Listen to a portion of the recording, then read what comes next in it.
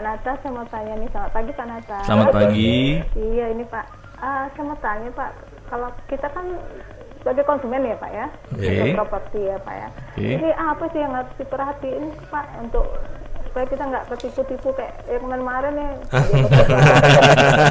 Iya, ada berkedok syariah, ada berkedok bisnis, ada berkedok untuk investasi. Ini apa sih Pak untuk kita sebagai konsumen ini yang harus sangat diperhatikan itu ya Pak. Dan nggak ketipu kayak gitu ya Pak. Oke. Ya, makasih ya Pak. Terima kasih Bu. Iya, nanti kita akan membahasnya nih. Ini memang sudah anjang-anjang saya mau. Karena memang bisnis orang sudah mulai beralih bisnis ya.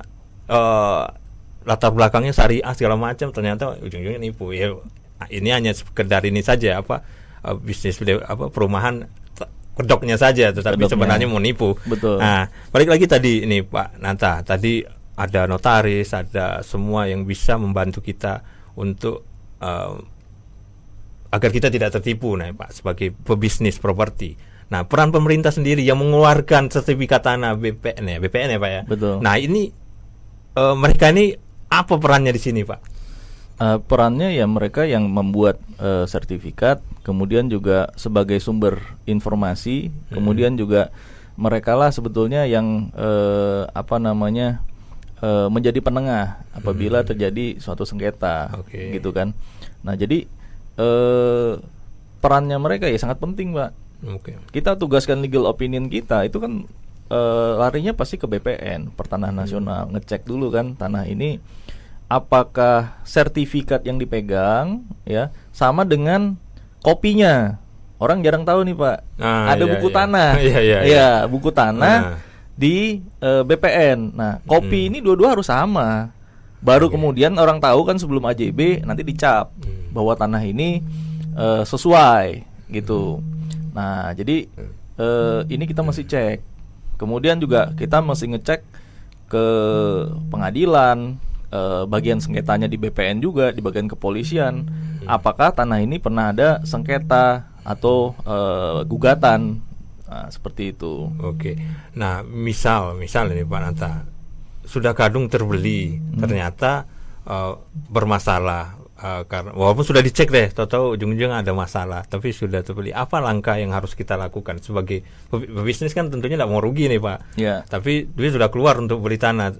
Yang syarat-syarat dibilang Pak Nanta tadi memang lupa dipenuhi. Misalnya dicek di pengadilan, lupa ngeceknya, tahu-tahu dibeli aja. Nah kalau sudah terbeli dan ternyata ada masalah di tanah ini, apa yang harus dilakukan ini Pak? Diselesaikan Pak. Jadi begini, kalau lokasinya bagus, ya, marketnya bagus, harga tanahnya pasti mahal. Setuju ya? Iya. Nah, yang paling saya suka itu bagaimana merubah horor jadi honor. Setuju ya? Iya, setuju. Jadi kalau memang ada tantangan, saya sebut tantangan. Nah, tantangan seperti itu, ya kita dengan ilmu yang kita punya, networking yang kita ada, ataupun kemampuan kita ya, jadi kita bisa selesaikan. Contoh misalnya yang tadi ada penghuni-penghuni liar di sana kan.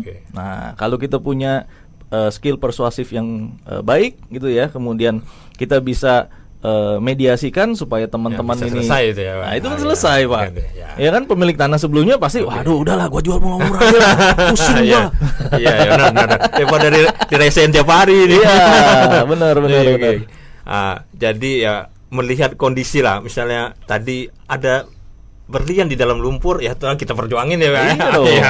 Iya. Jadi jangan putus asa kalau memang sudah kadung memang kita membeli tanah yang sudah bermasalah, tetapi harusnya dihindari lah ya Pak ya. Dari awal harus dihindari gitu kan ya. Sekarang kan kalau orang bisnis sekarang kan Pak di kota-kota besar orang membeli tanah ini posisinya ya kota besar pastinya sudah pertama sudah mahal, kedua biasanya kadang diduduki orang. Syarat-syarat yang dibilang Pak Nanta ini agak sulit terpenuhi di kota-kota besar. Ini siasatnya gimana nih Pak? Enggak Pak, itu stereotipnya ya Pak ya, bahwa itu banyak yang bermasalah. Ada yang bermasalah, bukan banyak ya. Ya kalau saya bilang di antara yang bermasalah, yang tidak bermasalah lebih banyak yang tidak bermasalah sebetulnya. Berarti sedikit lah itu berarti. Nah Tapi kembali seperti saya cerita tadi, kalau kita mencari yang tidak ada masalah, itu harganya relatif lebih tinggi. Nah, kalau kita mumpuni sudah, nah kita masuk ke legalitas yang orang-orang tertentu yang bisa membereskannya. Nah, di situ margin kita pasti akan lebih tinggi. Itu secara otomatis. Nah, tapi kalau misalnya kita pemula yang baru-baru, jangan. Iya.